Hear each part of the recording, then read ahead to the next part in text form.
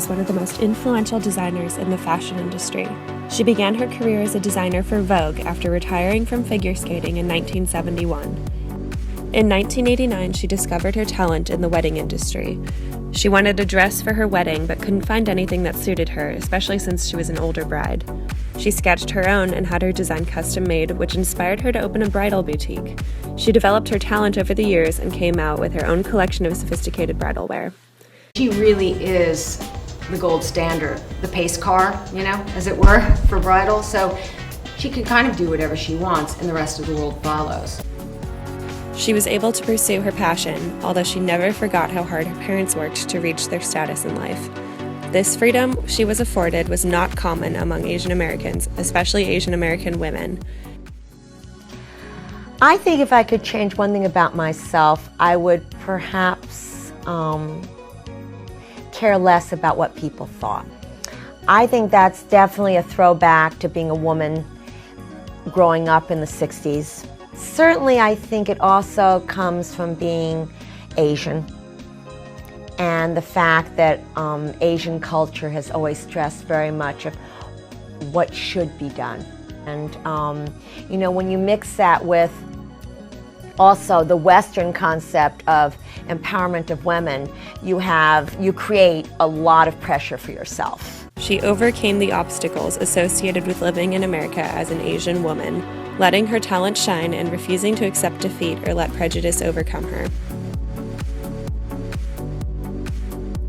Brandon Sun is another Asian American designer who has found a footing in the American fashion industry.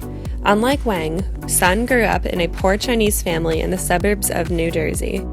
He was taught to conform to the norms of white American society, which proved difficult given his Asian heritage.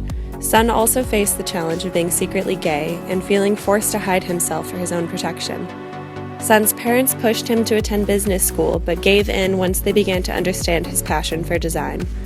He graduated as Designer of the Year from Parsons School of Design and became successful in the industry for his work with leather and fur. He refused to accept failure. Instead, he views life as a series of lessons or successes. A noticeable trend among these two designers is the lack of Asianness in their designs. I did, however, love to draw clothes, and I love to draw women, and I love to draw women in clothes. And at that time, actually, I was really into Kung Fu movies, so I would draw fighting women in these draping, billowing clothes, which would actually inform my future. But an important thing to keep in mind is the industry Wang and Sun are involved in. The fashion industry is one of the most progressive, accepting realms of modern life, which has allowed for these two designers to shine and defy the stereotypes and standards which are often associated with Asian Americans. Fashion is a universal concept that can be uniting regardless of race or background. Acceptance of the unconventional or the strange is a trademark of fashion, so Wang and Sun's Asian heritage was nothing compared to their talent and creativity. However, the model minority stereotype is present in the fashion world. According to an article published by the Wall Street Journal, the dean of the Fashion Institute of Technology says that while she doesn't like to generalize, she finds that students of Asian descent come to the table with two things: talent and work ethic. Fashion schools have seen an increase in the number of Asian American students.